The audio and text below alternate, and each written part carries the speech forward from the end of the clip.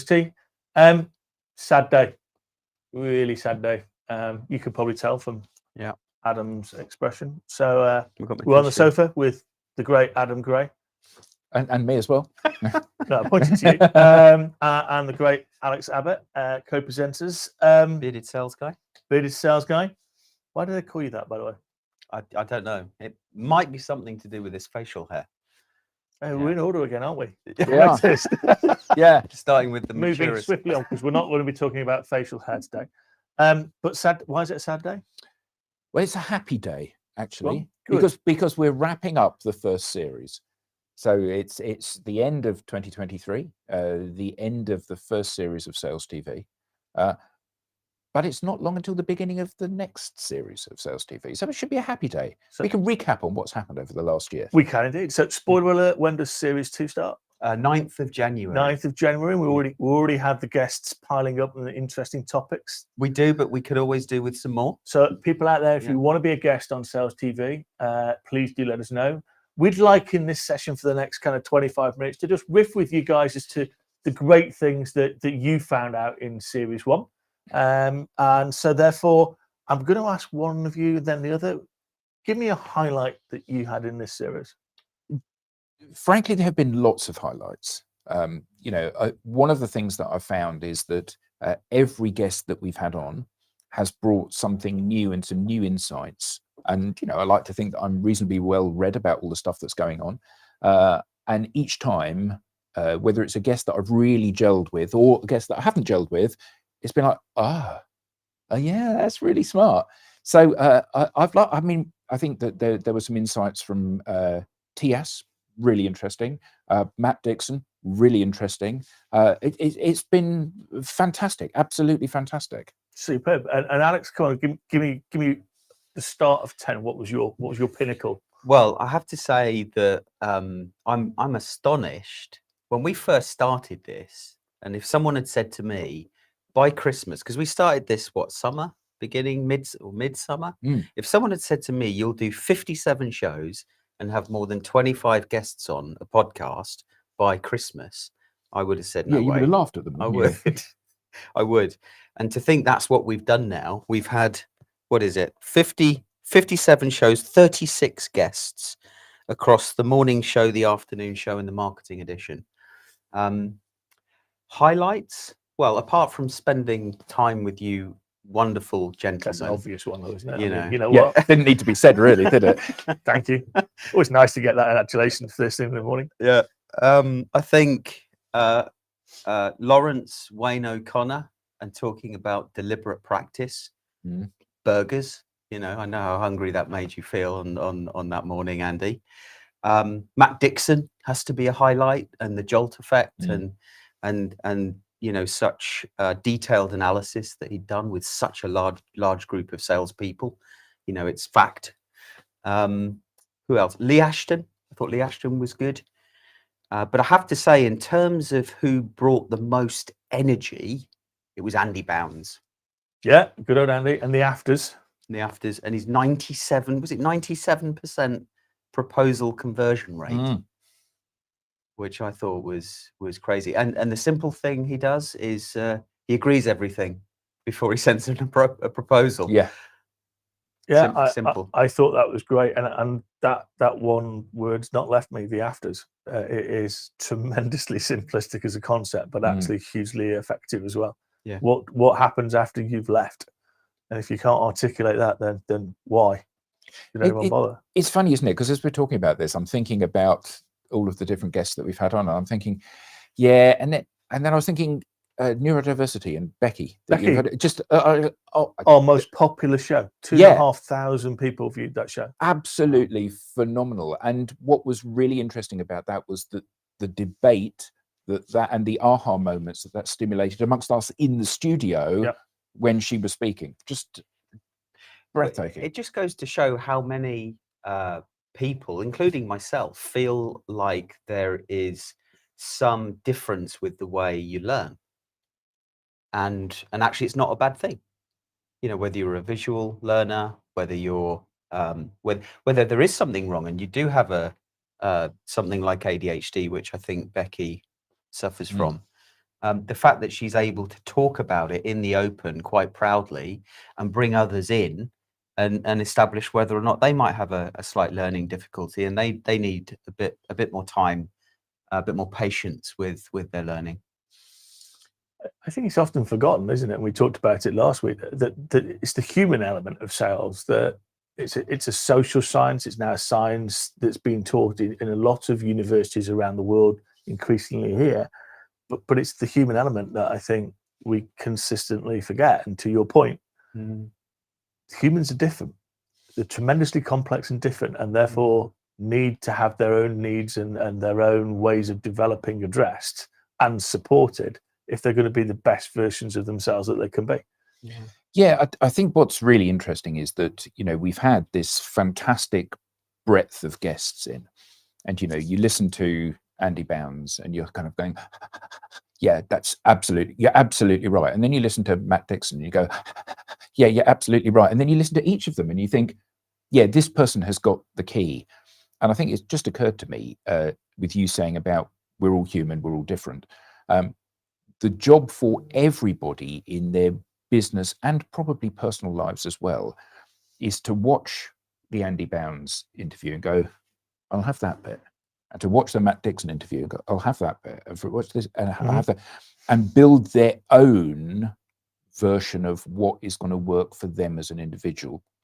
Because I think one of the problems with human nature is that, as per a guest that we had on one of our other podcasts, it's a fundamental human trait is to be lazy. It's a competitive advantage. You know, you walk the shortest route if you possibly can. And actually that is programmed into us at a very base level. And the problem is I want to see you being successful and then I just copy what you do. But that isn't the route to success. The route to success is look at the elements of what you do that make that successful and go, well, these two will work for me and these two of yours will work for me and these ones of his and hers will work for me.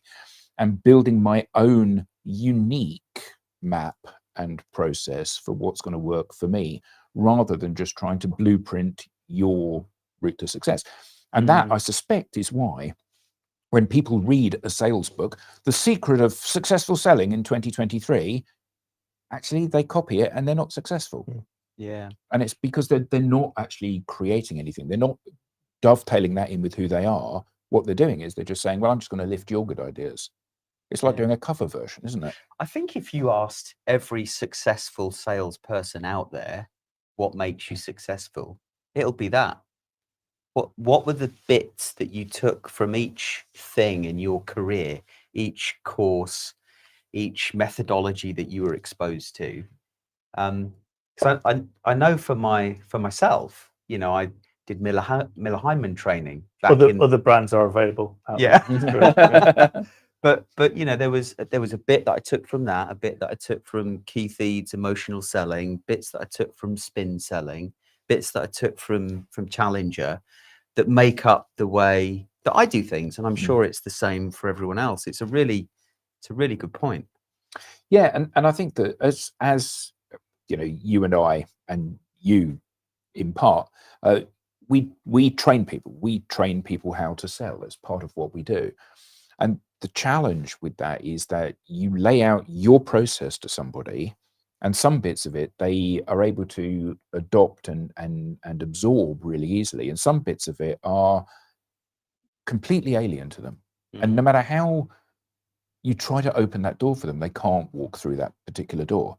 And actually, maybe part of the success is that we don't force people through that door. We say, you know, this is the challenge that you need to overcome. And here's a list of 1,000 ways that you can overcome that. You need to work out the one that works best for you rather than the one that works best for me. Yeah, it's all about cognitive learning theory, you know, and how do you basically look. You sound like an academic when you say words like that. I sound like one. Unfortunately, my supervisor would tell me I'm not a good enough one. The reality about it, though, is actually, I think, not that people are inherently necessarily just lazy per se. Everyone's really busy now. And in the old days, you used to have time to, you know, think forward to what's going to happen in a meeting and project who the potential stakeholders were and what you were going to be doing and your almost your meeting plan. And then you'd come back and you'd go, how did that go? what did I do? What was great? What were the next actions? How do I follow up on that? And I think everyone's got so tremendously busy. That space for thinking is evaporated away. Yeah. And it's this, I've got pictures of burgers in my head again, because it's that whole Big Mac versus gourmet burger analogy, where businesses are trying to kind of train everyone to create Big Macs, but then the quality drops, when actually leaders should be coaching individuals to help them create their gourmet burgers. Yeah, and maybe as we look at that, we've seen this thing that is repeated throughout the 57 episodes, which is it's about the people. Yeah. You know, we've not had someone come out and go, you know what, you've got to buy this platform because that's the single most competitive thing that you can do to differentiate yourselves and set sales. It's we've not really unpacked, but it's always been about the people. How do the people do really well? How do we create an environment for them to flourish, create some amazing relationships with customers, find the solutions to customers' problems? And that's we've not maybe made that an explicit, but is that the summary for for season one? Is your competitive advantage is your people, but we don't necessarily focus on them like we should. Yeah. Well, not the competitive advantage is your people. Your competitive advantage is you as an individual. Yep. And I think that you talk about people being busy now. I think yes, that's part of the problem. Part of the problem is you can't plan that meeting out. But also part of the problem is not the problem, but part of the landscape now is that once upon a time you would go into a meeting and you would have a few things up your sleeve. You'd say, I've got something for you, and you'd pull the rabbit out of the hat, and the client would go, whoa, that's amazing. And what happens now is you pull the rabbit out of the hat, and the client goes, yeah, I know, I've already read that. I've got one of those. And you go, oh, right.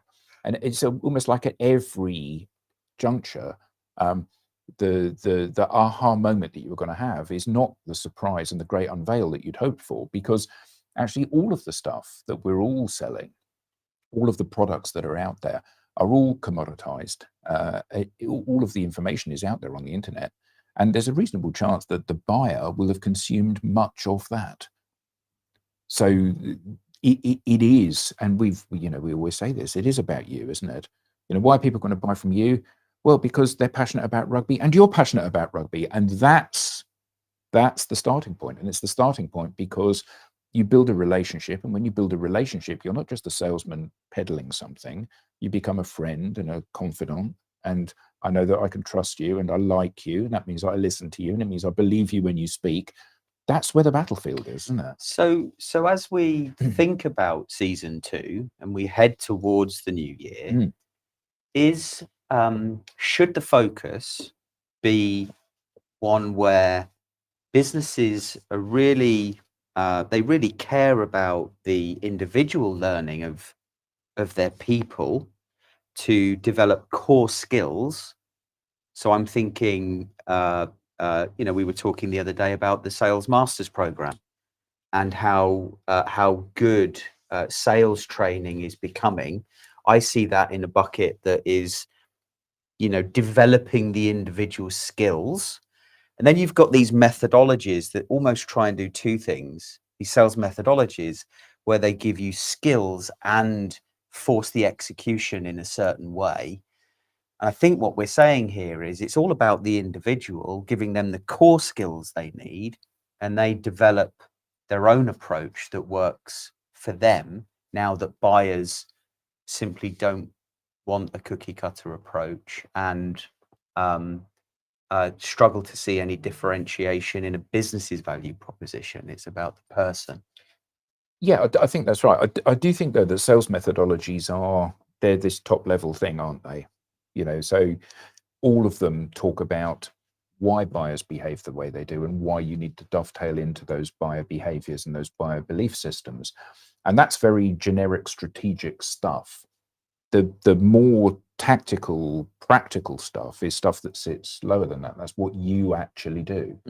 And some of that is around, here's the process. And some of that is around, these are the words that you need to use.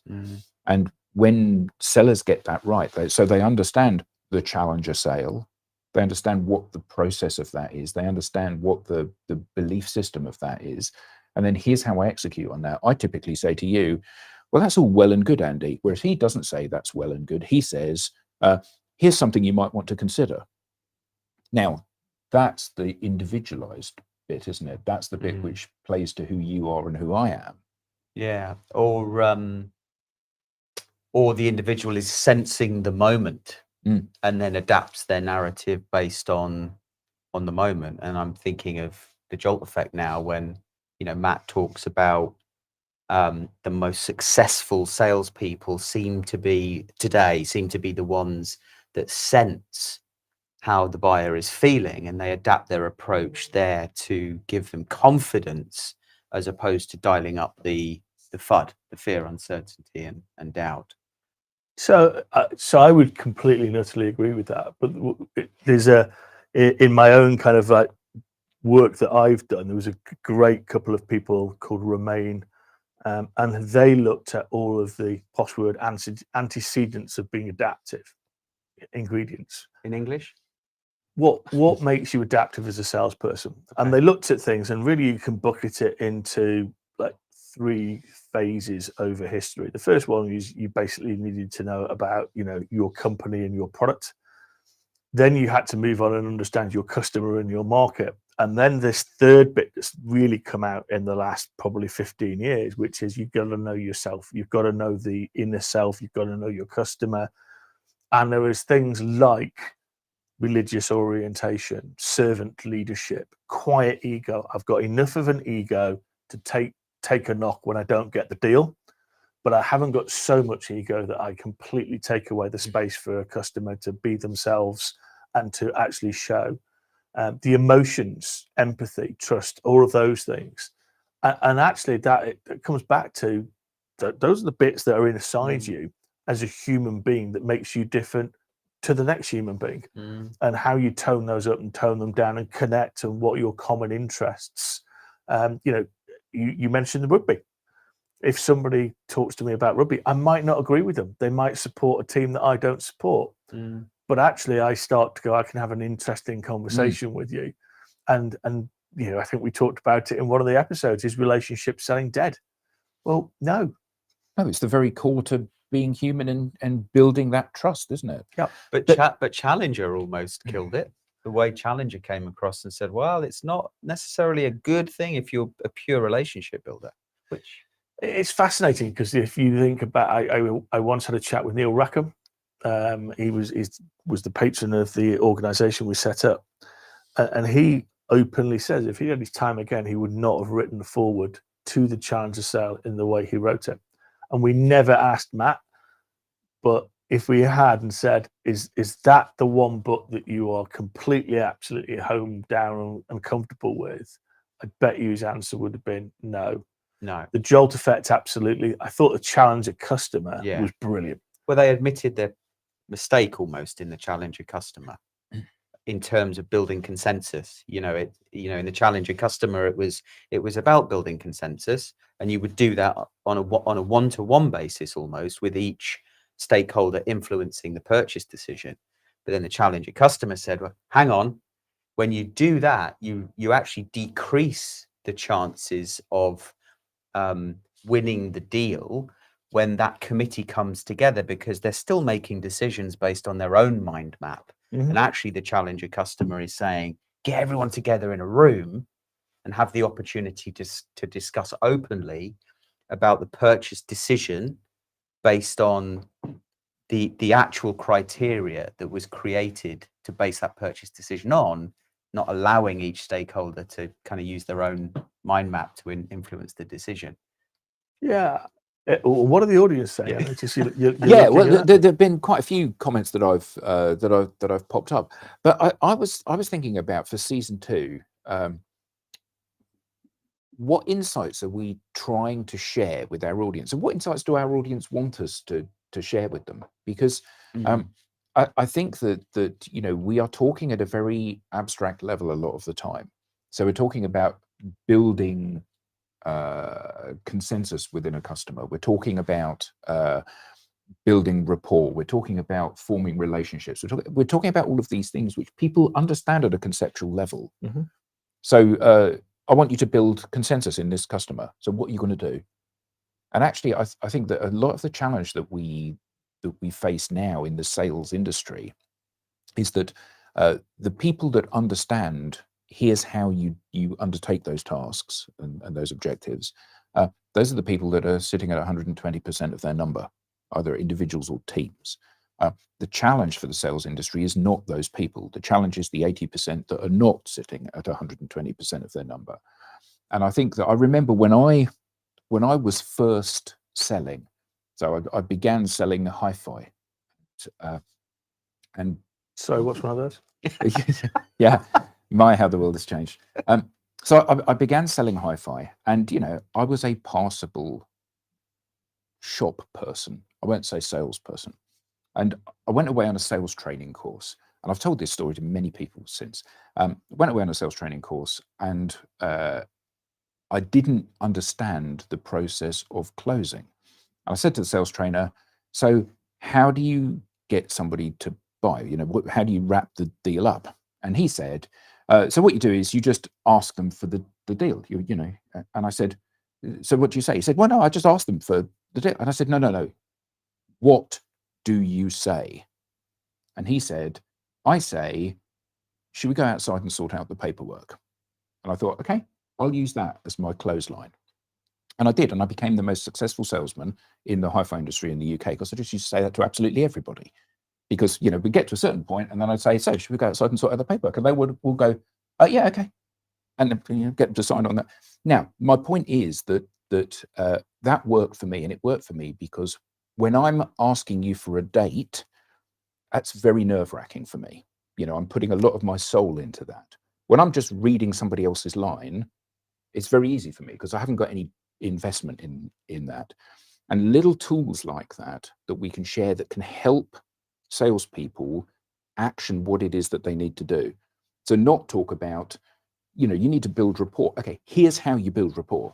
Maybe we should be sharing things like that. Top tip for the day, things like that people can watch the show and then immediately go away and try that in the meeting that they're going to have today, if they've got a meeting today. Because I think that a lot of the challenge that we have is that, not us, but salespeople, is that they don't have the traction. They don't have enough opportunity to develop these tools for themselves. If you've got 20 meetings this week, it's a piece of cake for you to work out what it is you're going to say. If you've got one meeting this month, you haven't got the runway to experiment with different things. You have to make that a success. So maybe we can offer some help there for people. Yeah, a comment here from Neil Johnson. More practical advice, hints, tips and hacks would be great, Adam Gray. Make Sales TV Live the place to come for advice and support on any, in block capitals, selling issue. Yeah, I mean, we would really like to make this the go-to place for salespeople, where they can come here and they can leave inspired and educated, but also with some tools that they can go away and deploy immediately. Yeah. So thank you for that, Neil Johnson, and Nigel Patrick and Mark McDermott. Keep the questions coming, keep the thoughts coming, because a big part of this is about you guys, the audience, and giving you what you want. So let us know in the comments. Yeah, I think we certainly should do that in season 2, and maybe have a little bit of a format where we focus in on those things. I think the underlying thing is, we've got to encourage people to have a bit of space, slow down in order to speed up. What was it the Navy say? Carry on and wait, or hurry up and wait, isn't it? Or something like that. So wasn't that Debbie Harry that said that? Who again? That's your hi-fi kind of word, isn't it? Again. Yeah. But just talking to you, it's interesting. My wife emailed me the other day and said, "Oh, do you want to go to the ABBA show?" Again, other bands are available, but at the O2. But you just mentioned a hi-fi, and I can remember as a kid, my parents would get off the LP, dust it down, and I listened to Waterloo, and it was one of the fundamental things growing up as a kid in the 70s and 80s. But now you've got a hologram show. Wow. And it's meant to be brilliant. I'm really looking forward to it. But that's how quickly the world has moved on. We talk about spin selling, and you talk about that in the concept of, good old Neil Rackham went to something like 2,300 sales interviews, sales kind of meetings with his team and actually sat in on each one, which physically meant getting on a plane. You know, it was a passion. It was multiples of years. You know, good old Jim, you know, Matt Dixon does what 8.3 million tests of his program and his model in about 6 weeks. Yeah. Wow. And you know, not great, massively scientific, but just in 3 decades, 4 decades, just what's been able to have been achieved in sales research and sales methodologies, but just the way technology is changing things. We've got no idea what's going to happen in the next 2 years. No, but I love the fact, as you said, you know, we can collate that information really really quickly and effectively. Because one of the challenges that we all have is that we all are in our own kind of swim lane. So typically, you know, you talk to a sales team and you say, what's your success rate when you pitch? And they go 80%. And it isn't 80%. And it's not that they're lying, it's that they remember the successful ones and they don't remember the unsuccessful ones. So actually it's 20% or 30% is the actual success rate. And I think that all of us, you know, we build our model of how things work and we work really hard to kind of refine that. And then we've got a lot invested in it. And we think, okay, that's the way forward. And I think the beauty of what Matt Dixon has done is he can say, well, actually, that's all well and good, but that's not true. This is what's true, evidenced by the fact that there's a big difference between what should work and what actually works. Yeah. And you know, for all of us to be very agnostic about this and to be very pragmatic and say, you know, I think this is my starting point, but actually this has turned out not to be the right way forward. Yeah. What we need to do is ABC, because that's what might work. Yeah, that's true. Couple more comments with 2 minutes to go. From Sean Robertson, an open platform like this for sales professionals would be tremendous. I am in the brewing hospitality world and we all need to be transparent about the challenges. There's a few typos here about the challenges this presents, I think. He's in the brewing industry. Yeah. It's probably started earlier. He or does say- it was finished late last night. Yeah. Excuse typos, but thank you, Sean. And then we have Mark McDermott say, perhaps ask sellers to share sales scenarios in advance of the broadcast that can then be discussed. That's a really good idea. Really good idea. Thank you, Mark. We run a bit of a clinic. So, guys, it's been wonderful to share the sofas with you. Likewise. You know, the evolution of this whole thing has been brilliant. Yeah. From I can still remember some of the earlier conversations we had about this, Adam. Some thank yous. Thank you to the Turner Grenfell studio. Yep. Thank you to Marco. Thank you to David. Thank you to Toby. Thank you to Chris. Thank you to Robin. Brilliant to have Cranfield host us here, and we hope we deliver back to Cranfield as well, which is brilliant. What we want to say to you, the audience, is it's not a lot without you. So as we come to the end, what we want to is wish you, wherever you are around the world, a wonderful festive season. We hope that you have a safe one, some really cool time with your family. We hope that the new year and passing into the new year is a positive one for you. And we can't wait to see you on Series 2, where we will take this from what was really an experiment and a flight of fancy to that next level, working with our partners, working with, obviously, Rob over in the US and some more presenters coming on. Thank you. Great Christmas. Great New Year. Bye all. Thank you.